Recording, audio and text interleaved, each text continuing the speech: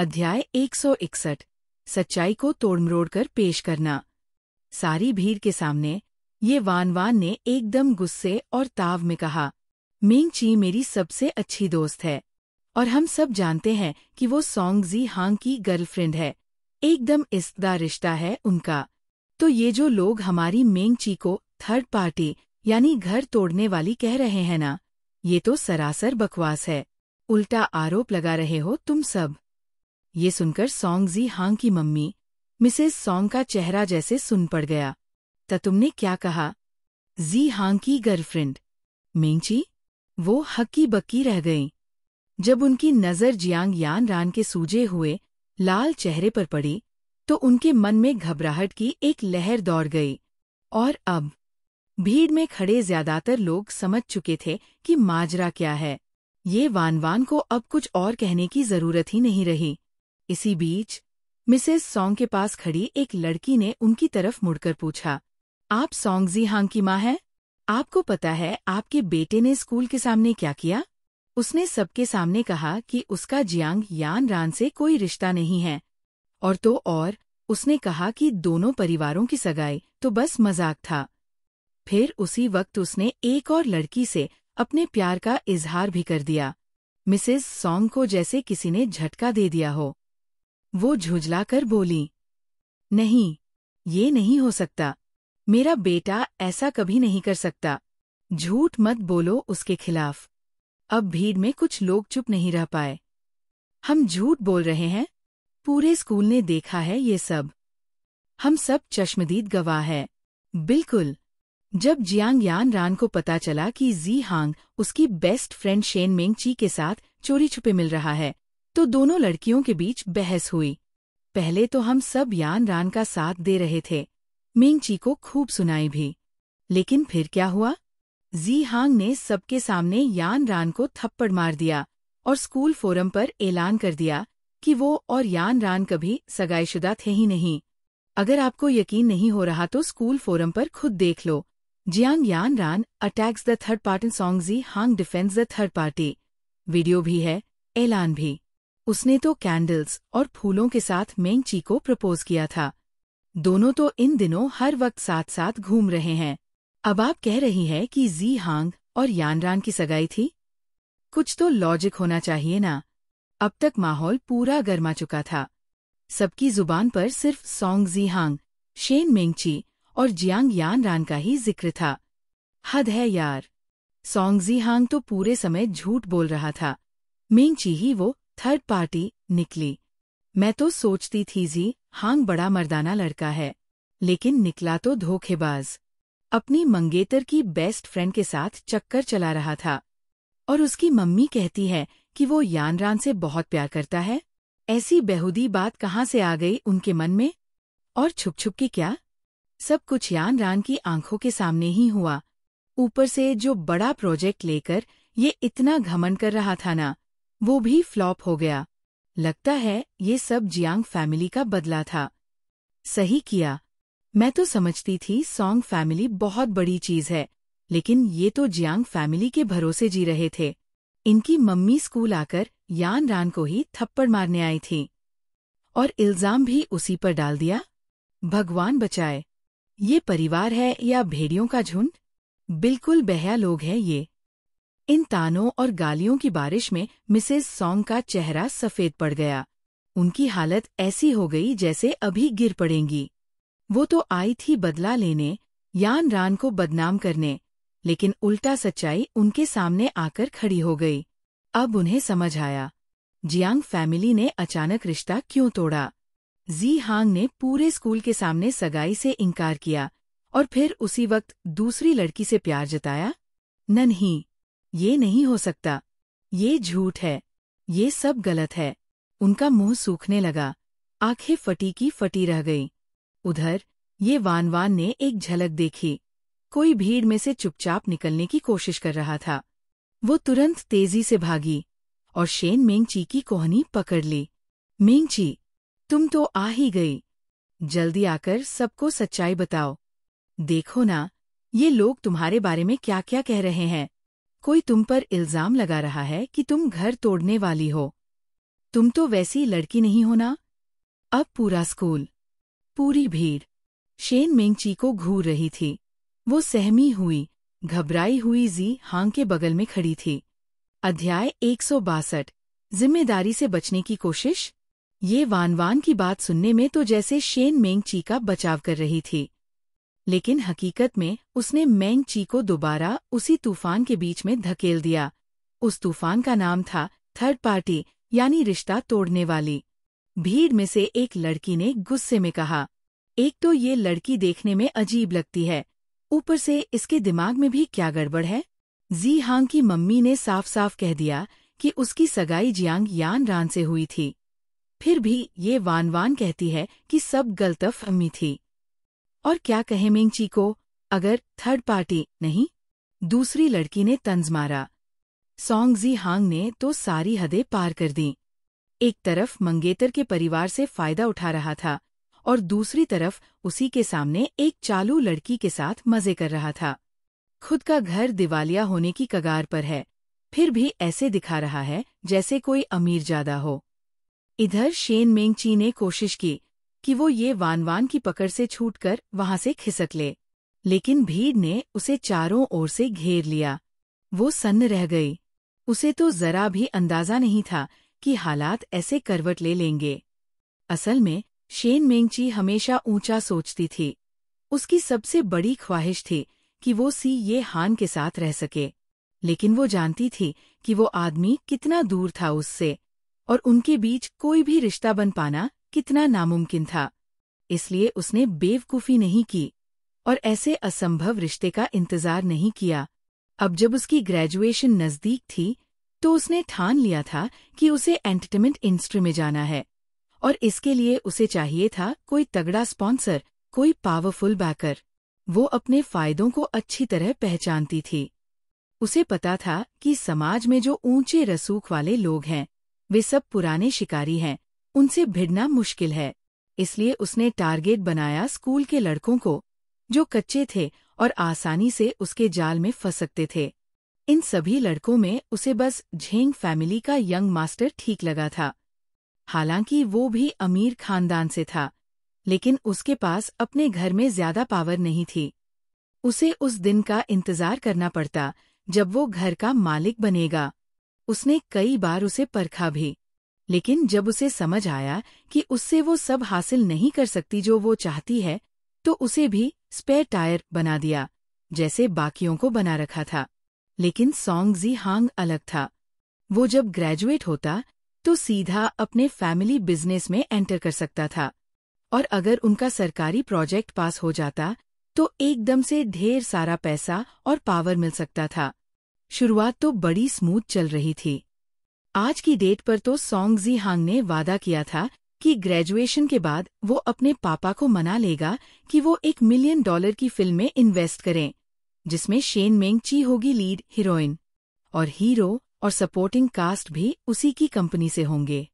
अगर वो इस प्रोजेक्ट को पकड़ पाती तो उसे एंटरटेनमेंट इंडस्ट्री में सीधा रास्ता मिल जाता और उनकी कंपनी की भी इज्जत बढ़ती। डेट के बाद सोंग जी हांग ने कहा कि वो उसे रिहर्सल तक छोड़ने चलेगा, और शेन मेंगची को भी कोई ऐतराज नहीं था। उल्टा उसे तो अच्छा लगा कि वो यान रान के सामने अपना ट्रॉफी बॉय दिखा सकेगी। लेकिन किसे पता था, जैसे ही वो हॉल में दाखिल हुए, उन्होंने देखा सोंग जी हांग की मम्मी वहां सबके सामने तमाशा कर रही थी। सबको बता रही थी कि सोंग जी हांग और जियांग यान रान की सगाई हो चुकी है। और इतना ही नहीं, उन्होंने ये भी कहा कि सोंग फैमिली को जो बड़ा सरकारी प्रोजेक्ट नहीं मिला, वो इसलिए क्योंकि जियांग फैमिली ने उनसे रिश्ता तोड़ दिया। अब उनका बिजनेस दिवालियेपन के कगार पर है। अभी अभी तो सोंग जी हांग बड़े स्टाइल में कह रहा था कि वो उसे सबसे बड़ी हीरोइन बना देगा, और ये भी कि जियांग फैमिली सोंग फैमिली को नाराज करने की हिम्मत नहीं कर सकती। लेकिन अब समझ आया वो सब झूठ था। जिस लड़के को उसने बड़ी मुश्किल से फंसाया था, वो अब कंगाल बनने वाला था। काश उसे पहले से पता होता, तो वो अपनी सारी मेहनत झेंग बिन पर लगाती। अब जब चारों तरफ से बुरी बातें हो रही थी और शेन मेंगची का चेहरा शर्म से लाल पड़ा था, उधर सोंगजी हांग खुद भी गुस्से और डर से कांपने लगा। वो अपनी माँ के पास भागा और चिल्लाया, माँ, क्या आप पागल हो गई हैं?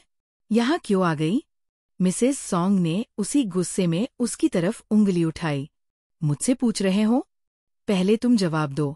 क्या जो लोग कह रहे हैं वो सब सच है? क्या तुमने वाकई यान रान के पीछे किसी और लड़की से चक्कर चलाया? यही है वो लड़की? उनकी नज़र अब शेन मेंगची पर थी, जैसे उसकी आंखों से आग निकल रही हो। शेन मेंगची, जो पहले ही घबराई हुई थी, अब पूरी तरह सहम गई। वो ये वान की पकड़ से छूटना चाह रही थी, लेकिन भीड़ से निकल नहीं पाई। आखिर में वो सोंगजी हांग के पीछे छुप गई, जैसे किसी बचपन की गलती छुपाने की कोशिश कर रही हो। सोंगजी हांग का चेहरा एकदम काला पड़ गया, लेकिन फिर भी उसने मेंगची को बचाने के लिए अपनी मम्मी से कहा, माँ, चलिए घर जाकर बात करते हैं। अध्याय 163। तुम्हें मूर्ख बनाया। सच्चाई जैसे ही मुंह के सामने आई, मिसेस सोंग को ऐसा लगा जैसे आसमान और जमीन दोनों ही गिर पड़े हों। जब उसने याद किया कि उसने जियांग यान रान को थप्पड़ मारा था और अब उसे कभी वापस नहीं ले सकती, तो उसका दिल टुकड़े टुकड़े हो गया। वो इतना पछताई कि जैसे उसकी आंतें हरी हो गई हों। गुस्से और घबराहट में उसने अपना सारा गुस्सा उस औरत पर निकाल दिया।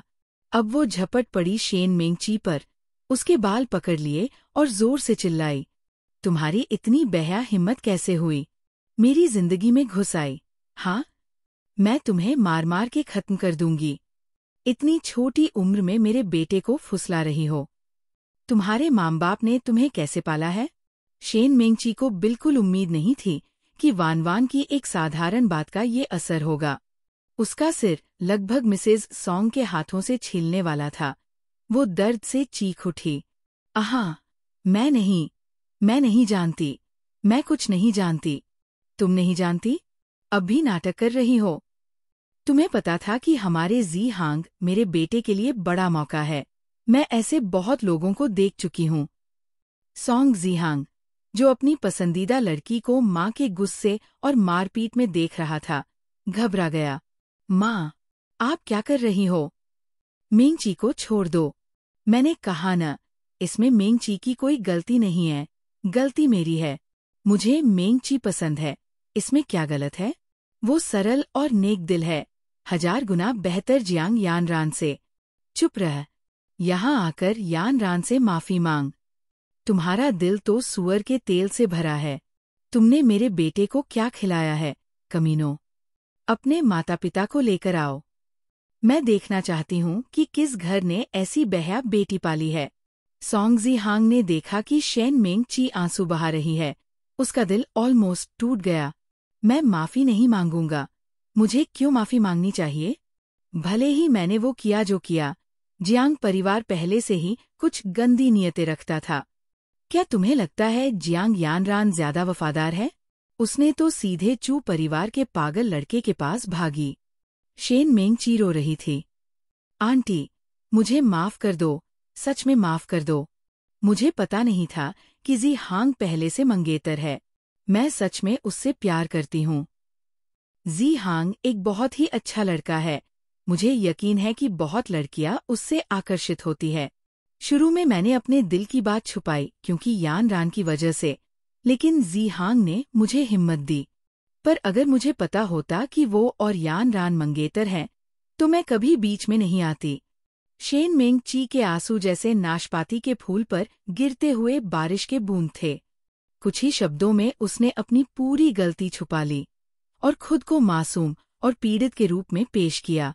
वह बेबस और दुखी चेहरा न सिर्फ सोंग जी हांग का दिल तोड़ गया, बल्कि मिसेस सोंग का भी दिल पसीज गया। उसने अपने बेटे की तारीफ सुनी तो दिल नरम हो गया और सब उसकी बातों से सहमत हो गए। शेन मेंगची को देखकर लगता है कि उसे सच में कुछ पता नहीं था, है ना? शायद उसे वो हरामी सोंग ने झूठ बोला होगा।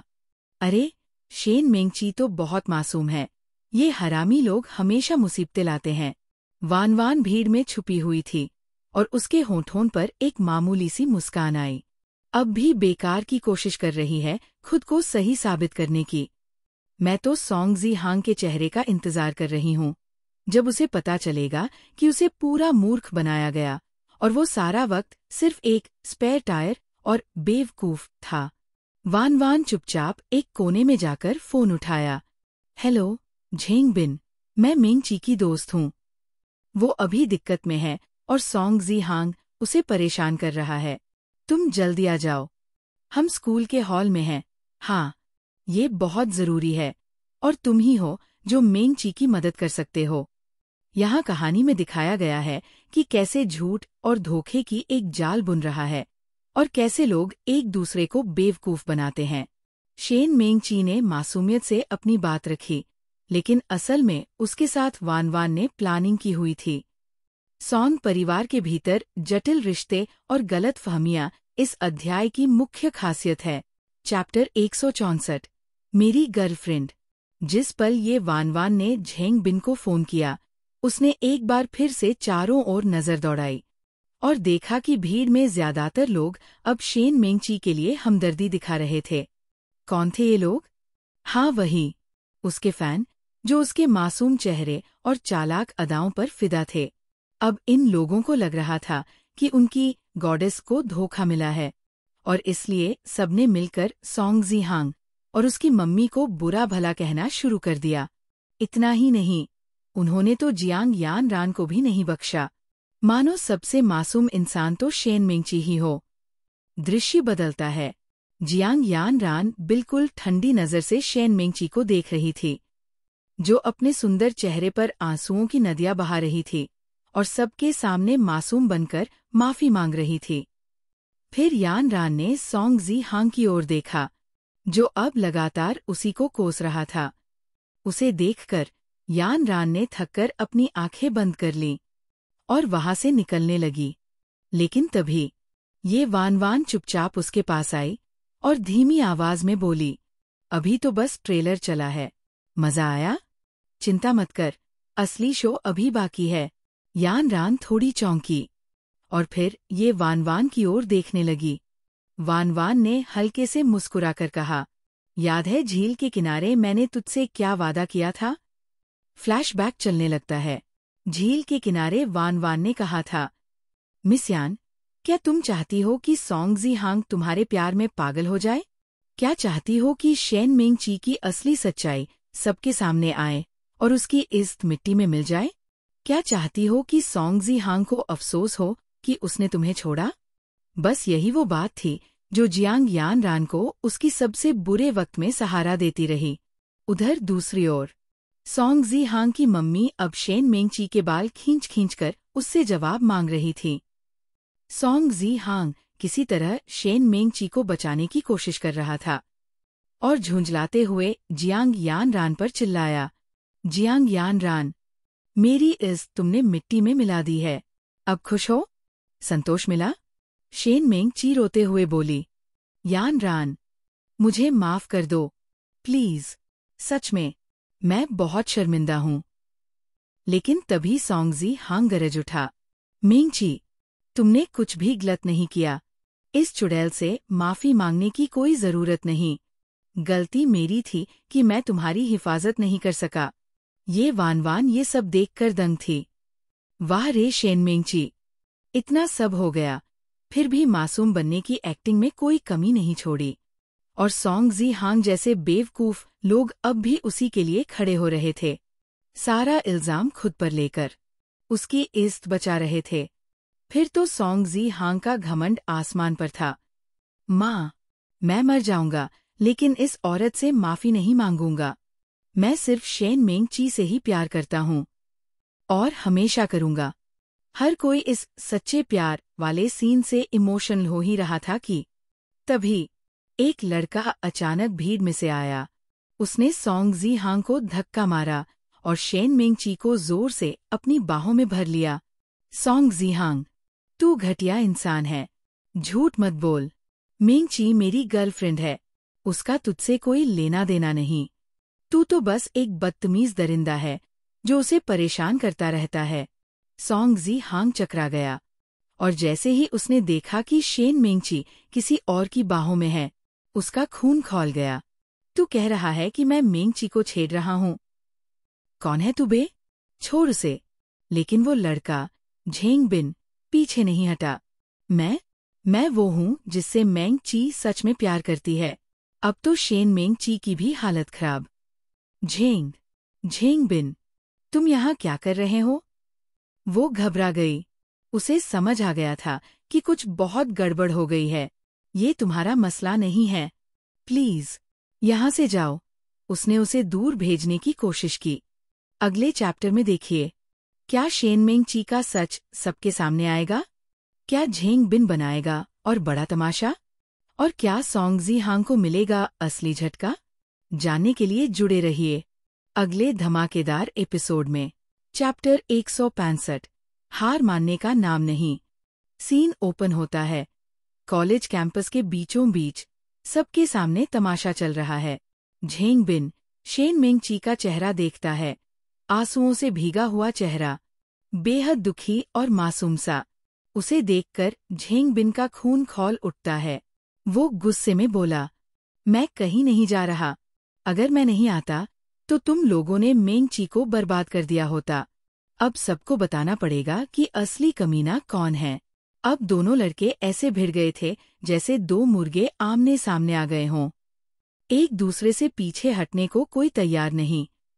और बेचारी शेन मेंगची बस खड़ी सब कुछ देख रही थी। रोकने की कोशिश की लेकिन बेकार। सोंग जी हांग चिल्लाया, तू कहना क्या चाहता है? कौन सी सच्चाई दिखाना चाहता है? झेंग बिन भी पीछे हटने वाला नहीं था। बोला, तू एक मेंढक है जो हंसनी के पीछे पड़ा है। तुझे पता था कि मेंगची का बॉयफ्रेंड है, फिर भी तंग करता रहा उसे। सोंग जी हांग हंस पड़ा। हाँ, क्या मजाक है। मेंगची मेरी गर्लफ्रेंड है, मैं उसे तंग क्यों करूंगा? दिमाग खराब है तेरा क्या? मेंगची का बॉयफ्रेंड? कहीं तू खुद की बात तो नहीं कर रहा? सोंग जी हांग ने तो झेंग बिन को सिर्फ एक और जलन खाया आशिक समझ लिया। लेकिन झेंग बिन गुस्से से पगला गया और गड़गड़ाकर बोला, कल रात हम दोनों ने घंटों बात की थी और उसने खुद कहा कि तू उसे रोज परेशान करता है। शेन मेंगची का दिल जोर से धड़का। उसे समझ आ गया कि मामला बिगड़ रहा है। वो जल्दी से बीच में बोली, बस करो, लड़ाई बंद करो। ये सब कोई गलतफहमी है। हम प्राइवेट में बात कर सकते हैं, सबके सामने तमाशा मत बनाओ, प्लीज। वो दोनों को समझाने की कोशिश करने लगी। सोंग जी हांग और झेंग बिन थोड़ी देर के लिए रुके। दोनों के चेहरे पर कन्फ्यूजन और गुस्सा एक साथ। थोड़ी दूर खड़ी ये वान सब कुछ गौर से देख रही थी। उसने सोच लिया, अगर शेन मेंगची को अभी बोलने दिया तो वो इन दोनों को फिर से बहका लेगी। नहीं, ऐसा नहीं होने दूंगी। फिर क्या? वान आगे आई और तेज आवाज में सोंग जी हांग को सुनाने लगी। वाह सोंग जी हांग, बहुत अच्छा। मैं समझती थी कि तुम मेंगची से सच्चा प्यार करते हो, लेकिन तुम तो निकले एक घटिया इंसान। उसे मजबूर कर रहे हो, परेशान कर रहे हो। तुम्हें शर्म आनी चाहिए। न यान रान के लायक हो, न मेंगची के, नीच कहीं के। सोंग जी हांग फिर भड़क गया। ओए बदसूरत, हट मेरी नजर से। मुझे समझाने की जरूरत नहीं है। मैंने मेंगची को मजबूर नहीं किया, खुद उससे पूछ लो। अब शेन मेंगची का चेहरा गुस्से से लाल हो गया। उसने वान को ऐसे देखा जैसे अभी मार ही डालेगी। उधर झेंग बिन फिर से गरज पड़ा, सोंग जी हांग, तुम इतनी आसानी से हार मानने वाले नहीं लगते। एक तरफ यान रान को प्यार का झांसा देते रहे और दूसरी तरफ मेंगची से छुप छुप के चक्कर चला रहे थे। मेंगची ने आज तक कुछ नहीं कहा क्योंकि वो तुम्हें क्लासमेट मानती थी और यान रान की इज्जत भी करती थी, लेकिन तुमने उसकी हर चुप्पी का फायदा उठाया। अब सुन लो सब लोग, मेंगची का क्या कहना है ये उसी की जुबानी सुनो। झेंग बिन ने जेब से फोन निकाला, कुछ बटन दबाए और फोन में से रिकॉर्डिंग चलने लगी। झेंग बिन की आवाज, मेंगची, तुम्हारा और सोंग जी हांग का क्या चक्कर है? मेंगची की जानी पहचानी आवाज, मैंने तो पहले ही कह दिया, मेरा उससे कोई लेना देना नहीं है। वो तो यान रान को पसंद करता है, मैं उसके साथ कैसे हो सकती हूँ? पर वो बार बार मुझे परेशान करता है। और मैं क्या करूं? झेंग बिन, तो फिर हम अपने रिश्ते को सबके सामने क्यों नहीं लाते? उसे बता दो कि मैं तुम्हारा बॉयफ्रेंड हूं, तब वो खुद ही पीछा छोड़ देगा। मिंगची, नहीं, हम ये पब्लिक नहीं कर सकते। मेरे मम्मी पापा मुझे डेटिंग की इजाजत नहीं देते। झेंग बिन, तो फिर कम से कम सोंग जी हांग को तो बता दो कि तुम्हारा बॉयफ्रेंड है, या फिर तुम मुझे बॉयफ्रेंड मानती ही नहीं हो? पूरा माहौल एकदम सन्नाटे में बदल गया। लोग हैरान थे। अब क्या कहेगी शेनमिंगची? उसका मासूम चेहरा सबके सामने बेनकाब हो चुका था। अगले चैप्टर में देखिए, क्या शेनमिंगची अब भी लोगों को बहका पाएगी? क्या सोंग जी हांग को अब यकीन होगा? क्या ये वान की प्लानिंग अब पूरी तरह कामयाब हो जाएगी? देखते रहिए कॉलेज ड्रामा का अगला धमाकेदार एपिसोड। चैप्टर 166, सामना। मैंने उसे पहले भी बताया है, पर कोई फायदा नहीं हुआ। तुम ऐसा कैसे बोल सकते हो मेरे बारे में? अगर तुम्हें मुझ पर भरोसा नहीं है तो चलो ब्रेकअप कर लेते हैं। शेनमिंगची की आवाज में गुस्सा और दर्द साफ झलक रहा था। नहीं, नहीं, मुझे भरोसा है। मिंगची, नाराज मत हो। मैं बस ये बर्दाश्त नहीं कर सकता कि सोंग जी हांग बार बार तुम्हें परेशान कर रहा है। उसे तो एक दिन सबक सिखाना ही पड़ेगा। पागल मत बनो। वो यान रान का क्रश है और मैं कोई तमाशा नहीं बनाना चाहती। और फिर वो मुझे परेशान करता है तो क्या? मैं तो सिर्फ तुमसे प्यार करती हूँ। मेरे लिए तुम मेरे बॉयफ्रेंड हो, वो नहीं। अब गुस्सा मत हो, ठीक है? तो फिर एक किस दे दो। इसके बाद रिकॉर्डिंग में उनकी एक प्यारी सी लवडव बातचीत चलने लगी और झेंग बिन बहुत गर्व से उस रिकॉर्डिंग को जोर जोर से सबके सामने चला रहा था। बंद करो इसे अभी। शेनमिंगची जैसे अपना आपा खो बैठी हो। वो झेंग बिन को ऐसे घूर रही थी जैसे उसे कच्चा चबा जाएगी। तुमने ये क्यों रिकॉर्ड किया? क्यों? झेंग बिन थोड़े घबरा गए और बोले, मिंगची, मैं तुम्हें और ज्यादा सहते नहीं देख सकता था। और जहां तक इस रिकॉर्डिंग की बात है, मैंने तो हर कॉल रिकॉर्ड की थी, सिर्फ इसलिए ताकि जब तुम मुझसे दूर रहो मैं तुम्हारी आवाज सुन सकूं। तुमने ही तो कहा था कि पढ़ाई पे ध्यान देना है, इसलिए ज्यादा मिल नहीं सकते। शेनमिंगची जैसे वही जम गई हो, जमीन जैसे उसके पैरों तले से खिसक गई हो। अब उसमें इतना साहस नहीं बचा था कि वो सोंग जी हांग या बाकियों की आंखों में देख सके। उधर ये वान की तो जैसे लॉटरी लग गई। वो पूरे जोश से सोंग जी हांग के पास गई और जोर से चिल्लाई, अब बोलो सोंग जी हांग, अब क्या कहोगे? मैंने पहले ही कहा था, मिंगची कितनी अच्छी और मासूम लड़की है। वो कैसे तुम्हारे जैसे लड़के के साथ हो सकती है, जब उसे पता है कि यान रान तुम्हें पसंद करती है? ये सब तुम्हारी चाल थी। तुम ही तो उनके बीच में दरार डाल रहे थे। और जब उसे बॉयफ्रेंड था, तब भी तुम उसे छोड़ नहीं रहे थे। तुम्हें शर्म नहीं आती? सोंग जी हांग के चेहरे की हवाइयाँ उड़ गईं। उसके चेहरे पर ऐसा भाव था जैसे किसी ने उसे जोर से तमाचा मारा हो। ये वान की बात ने जैसे उसके दिल में छुरा घोंप दिया हो। उसकी सांसें तेज चलने लगी। चेहरा गुस्से से लाल हो गया। उसने दांत भींचते हुए शेनमिंगची को घूरते हुए कहा, मैंने तुम्हें परेशान किया? मैंने तुम्हें मजबूर किया? मैं बेशर्म हूं? अब तो जैसे सोंग जी हांग का सब्र टूट गया। तुम ही तो थी जिसने उस दिन थीम पार्क में कहा था कि तुम मुझसे बहुत टाइम से फीलिंग्स रखती हो। तुम ही तो कहती थी कि जब भी मुझे यान रान के साथ देखती हो, तुम्हारा दिल टूटता है। तुमने ही तो कहा था कि ग्रेजुएशन के बाद हम साथ होंगे। और किस करने की कोशिश किसने की थी? मैंने तो कभी तुम्हें मजबूर नहीं किया। और फिर उसने बम गिरा दिया। उसने बैग से एक मोटा सा लिफाफा निकाला और शेनमिंगची के चेहरे पर फेंक दिया। उसमें थे उन दोनों के साथ के इंटीमेट फोटोज। हर फोटो में शेनमिंगची बहुत खुश लग रही थी। जबरदस्ती का नामो निशान नहीं था। सोंग जी हांग ने शेनमिंगची की कलाई पकड़ी। उसकी उंगली में एक सिल्वर रिंग थी और वही रिंग सोंग जी हांग के पास भी थी। मजबूर किया? ये रिंग देख रही हो? ये नेकलेस? ये कपड़े? सब मैंने खरीदे थे। अब झेंग बिन का तो दिमाग ही घूम गया। ये कैसे हो सकता है? मैं तो मेंग ची के साथ आधे साल से हूँ। और इसके बाद तो जैसे जंग छिड़ गई।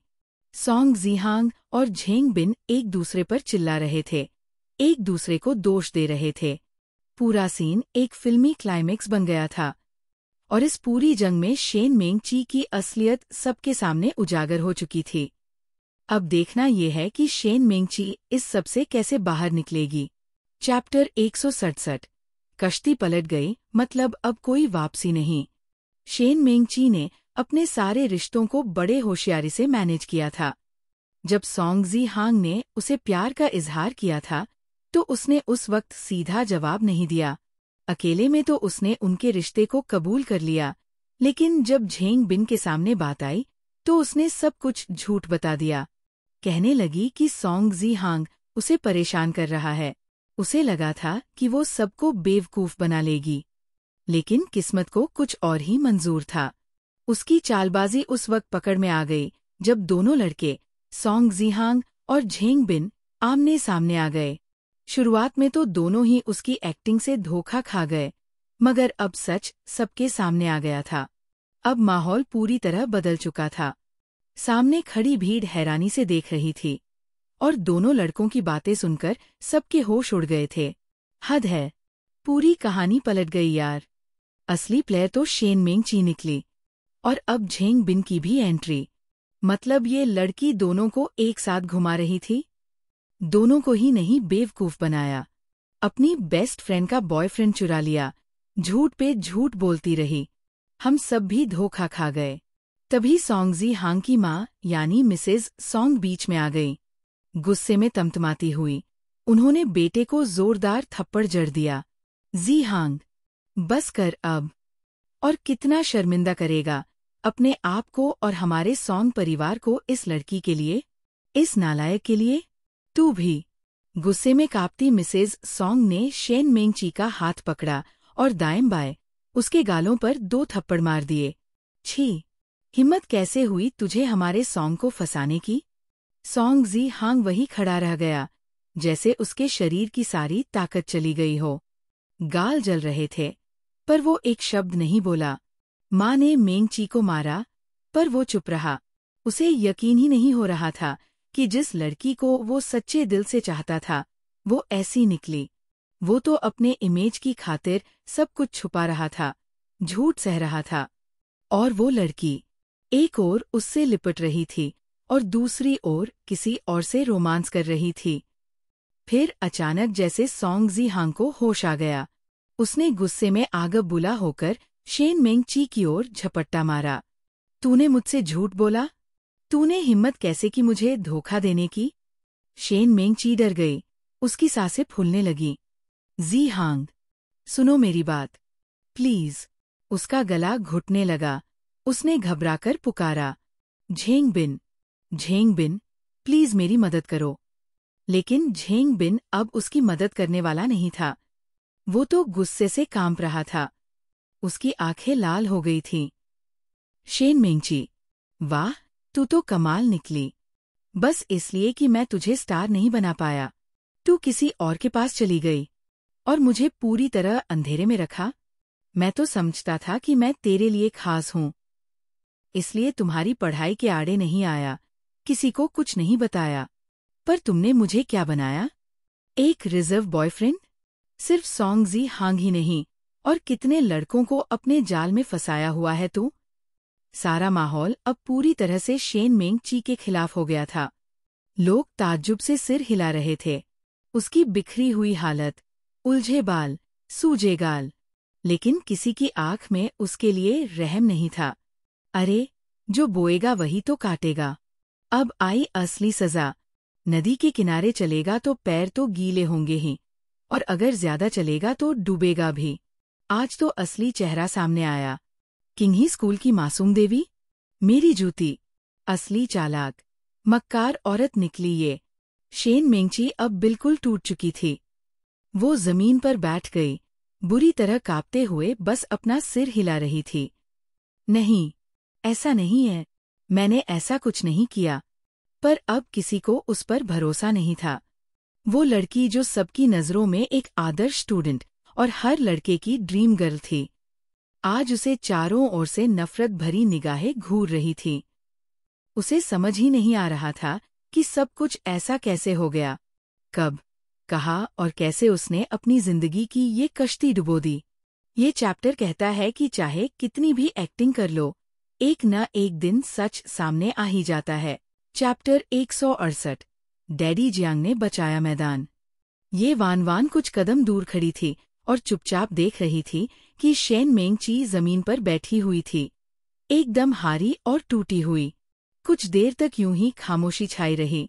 फिर वान वान धीरे धीरे उसके पास गई।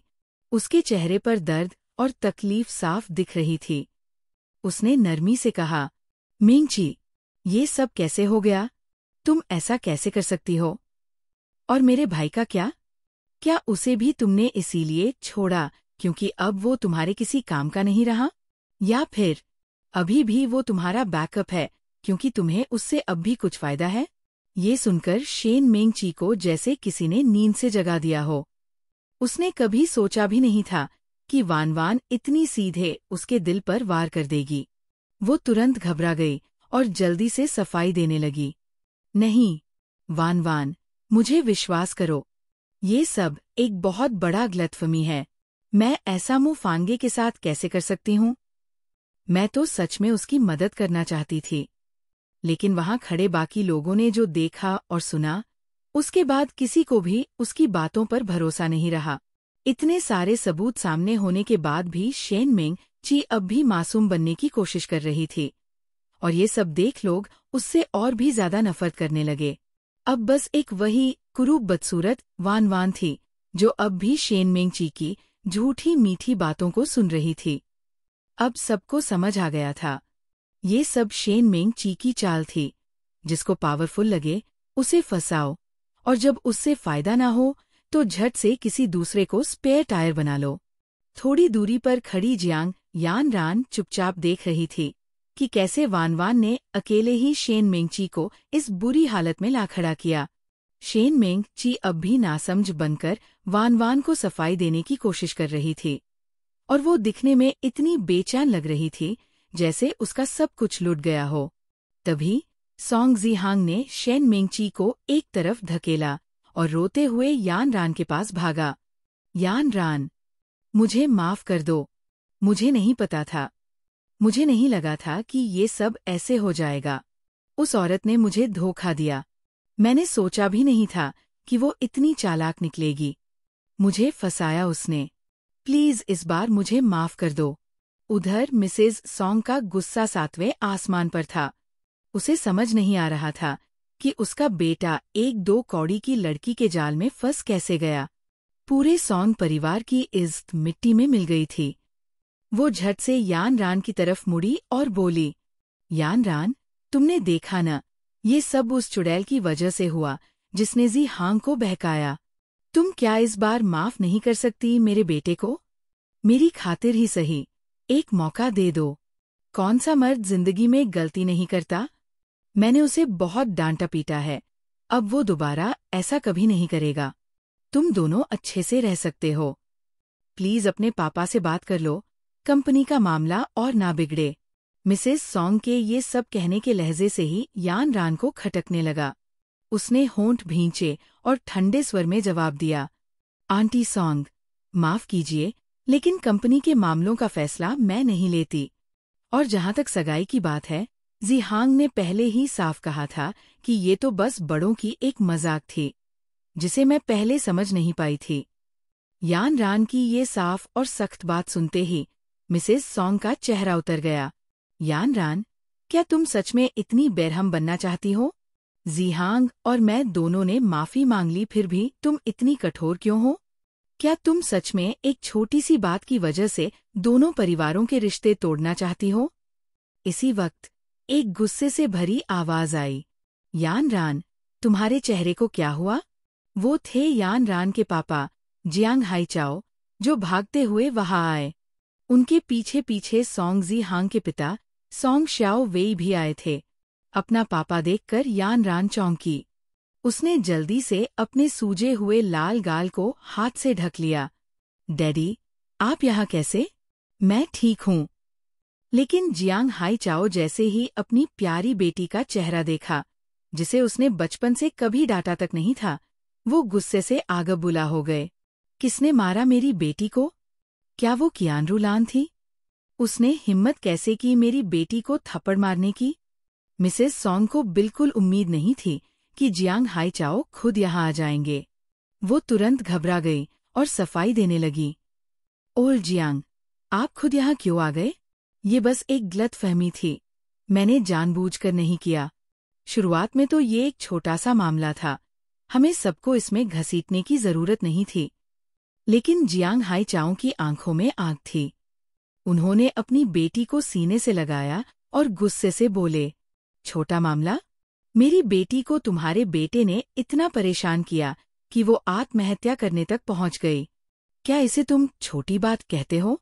उस रात जब हमें कॉल आया, हम दोनों पति पत्नी भागे भागे स्कूल पहुंचे। अगर किसी ने यान रान को नहीं बचाया होता, तो आज हम उसकी लाश देख रहे होते। तुम्हारे लिए ये एक छोटी बात है? तुम्हारी नज़र में हमारी यान रान की जान कोई मायने नहीं रखती? कियान रूलान, सॉन्ग शाओ वेई, क्या तुम सच में समझते हो कि जियांग परिवार इतना कमजोर है? वाह, क्या शानदार पल था! ये वाकई एक माइक्रोफोन ड्रॉप मोमेंट था। अब सॉन्ग परिवार की असलियत सबके सामने है, और जियांग पापा की एंट्री तो पूरे माहौल का रुख ही पलट देती है। चैप्टर 169, एक दो बेवकूफ तो होंगे ही। ओल्ड जियांग, मेरा मतलब वो नहीं था। आपने कहा कि यान रान ने सुसाइड करने की कोशिश की। मुझे तो इसका बिल्कुल भी अंदाजा नहीं था। मिसेस सॉन्ग, कियान रूलान के होश ही उड़ गए। वो चौंक कर बोल पड़ी। सॉन्ग शियाओ वेई का चेहरा एकदम सख्त हो गया। वो अपनी बीवी और बेटे की तरफ ऐसे घूर रहा था जैसे उनसे घृणा हो। दोनों से जिंदगी में कोई काम ढंग से नहीं हुआ, बस मुसीबतें ही खड़ी करना जानते हैं। आज बड़ी मुश्किल से वो जियांग हाईचाओ से मिलने आया था, ताकि पता चले कि उसने आखिर गलती क्या की थी। लेकिन यहाँ तो सारा खेल ही पलट गया। खुद उसके बेटे ने यान रान के साथ विश्वासघात किया था। जियांग हाईचाओ को मुंह दिखाने लायक नहीं छोड़ा था। इतनी मेहनत की थी उसने, ताकि पुराने पारिवारिक रिश्तों के नाम पर जियांग हाईचाओ को किसी तरह प्रोजेक्ट के लिए मना सके। लेकिन तभी एक फोन आया। पता चला उसकी बीवी स्कूल जाकर तमाशा कराई है। सॉन्ग शियाओ वेई गुस्से से कांपने लगा, पर खुद को संयमित करते हुए बोला, ओल्ड जियांग, मैं माफी चाहता हूँ। रूलान, और मुझे बिल्कुल अंदाजा नहीं था, वरना इस कमीने को हम कभी नहीं छोड़ते। लेकिन जियांग हाईचाओ का चेहरा तीखा और सख्त था। उसकी आंखों में गुस्सा साफ झलक रहा था। अंधे थे तुम दोनों। अरे, हाल ही में मुझे पता चला कि मेरी बेटी यान रान रोज तुम्हारे बेटे के लिए पानी भरती थी, उसके कपड़े धोती थी, नाश्ता लेकर जाती थी, जैसे कोई नौकरानी हो। और क्या किया तुम्हारे बेटे ने? उसी लड़की के साथ मिलकर यान रान को नीचा दिखाया, उसे धोखा दिया, उसके मुंह के सामने किसी और से चिपक गया। अब सुन लो सॉन्ग शियाओ वेई, कियान रूलान, ये मामला यहीं खत्म नहीं हुआ है। तैयार हो जाओ बर्बादी के लिए। दिवालिया हो जाओगे तुम। जियांग हाईचाओ एक पल नहीं रुका। वो अपनी बेटी का हाथ पकड़े वहां से तमतमाता हुआ निकल गया। जैसे ही सच्चाई सामने आई, भीड़ की नजरें सॉन्ग परिवार पर नफरत से भर गई। हद है, ऐसा एहसान फरामोश परिवार देखा है कभी? बिल्कुल बेशर्म निकले ये लोग। स्कूल के गेट पर यान रान को अपने पापा को शांत करने में बहुत मेहनत लगी। काफी समझाने बुझाने के बाद जाकर वो माने, और यान रान ने उन्हें घर भेज दिया। उसके बाद यान रान ने धीरे से पूछा, वान वान, क्या तुमने ही मेरे पापा को फोन किया था? ये वान वान हल्के से मुस्कुराई। हाँ, सिर्फ एहतियात के तौर पर। सोचा अगर कुछ गड़बड़ हो जाए तो बैकअप तो होना चाहिए। Thank you. यान रान की आंखों में कृतज्ञता थी। इस लड़की की प्लानिंग हमेशा कमाल की होती है।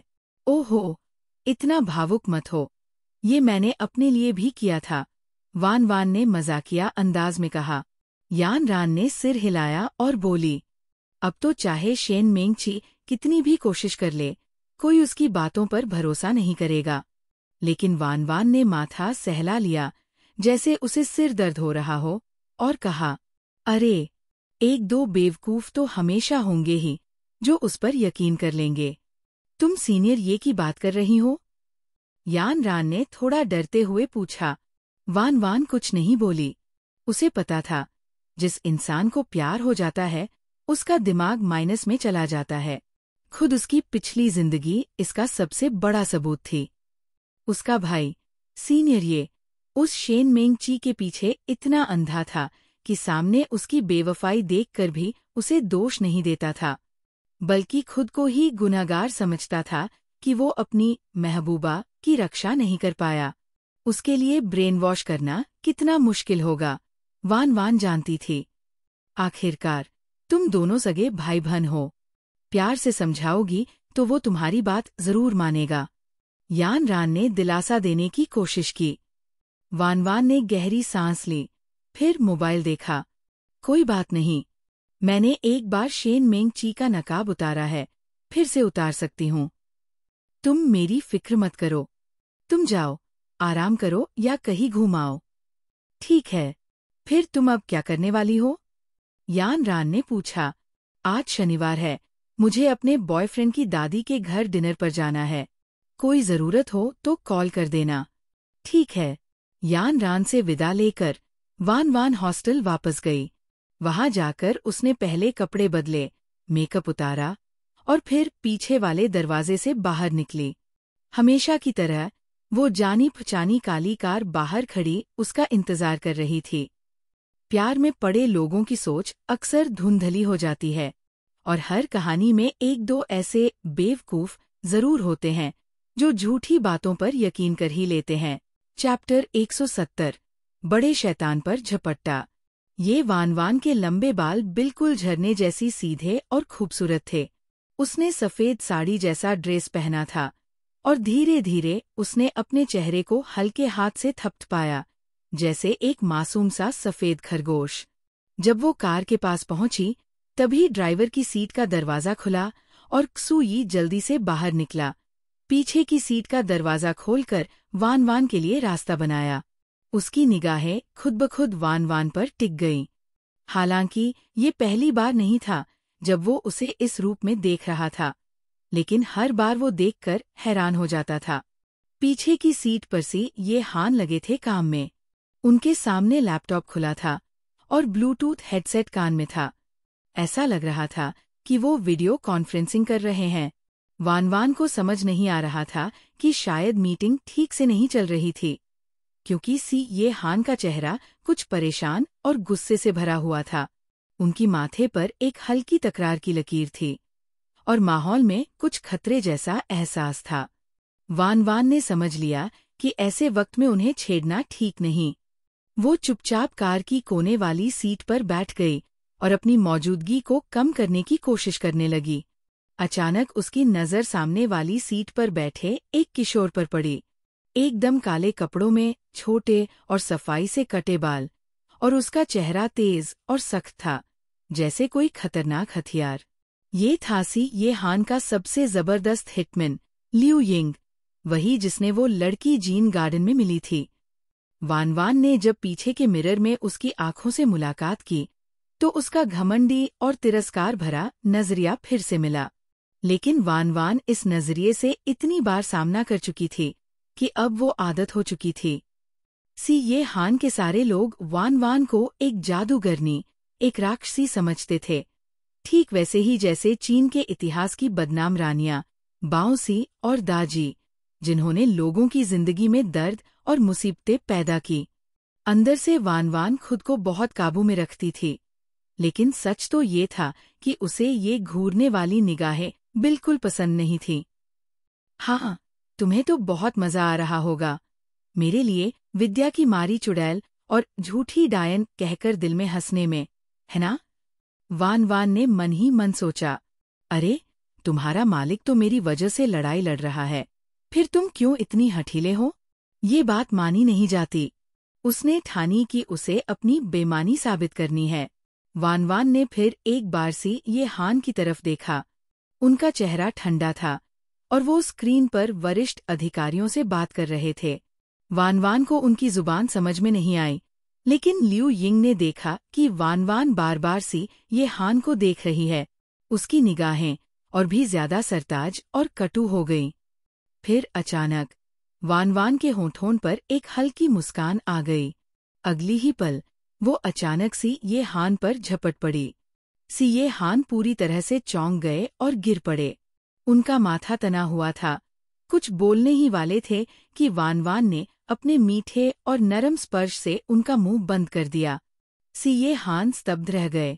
उनकी गुंबद जैसी गहरी आंखें अचानक चमक उठीं, जैसे कोई विशाल भंवर। फिर उन्होंने तुरंत लैपटॉप बंद कर दिया और सामने वाले लोगों का स्क्रीन काट दिया। वीडियो कॉन्फ्रेंस में वरिष्ठ अधिकारी मीटिंग में ध्यान लगाए हुए थे, लेकिन अचानक उनकी स्क्रीन पर एक खूबसूरत लड़की आ गई, जो उनके बॉस पर झपट पड़ी। जैसे ही वे करीब से देखने की कोशिश करने लगे, स्क्रीन काली हो गई। क्या? एक औरत ने अभी अभी मीटिंग के बीच बॉस पर हमला कर दिया? इसी बीच एक और चेहरा था, लियू यिंग का।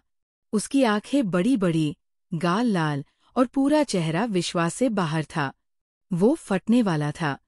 वान वान की बेईमानी से वो इतना हैरान था कि पसीने छूट गए, जबकि क्सुई इस नज़ारे को पहले भी कई बार देख चुका था। फिर भी हर बार उसे अजीब लगता था। जल्दी से उसने बीच वाली पर्दा ऊपर उठा दी ताकि आगे की झलक न दिखे। वान वान ने लियू यिंग की काली सूरत की ओर नजरें मारी। उसका दिल थोड़ा हल्का हुआ, लेकिन थोड़ी देर मस्ती के बाद वान वान को अपनी बड़ी समस्या का एहसास हुआ। वो जो हिम्मत दिखाकर सी ये हान पर अचानक झपटी, वो खुद पर भी यकीन नहीं कर पा रही थी। वो कैसे इतनी हिम्मत कर गई? क्या मैंने जो साहस दिखाया वो आम लोगों के बस की बात नहीं थी?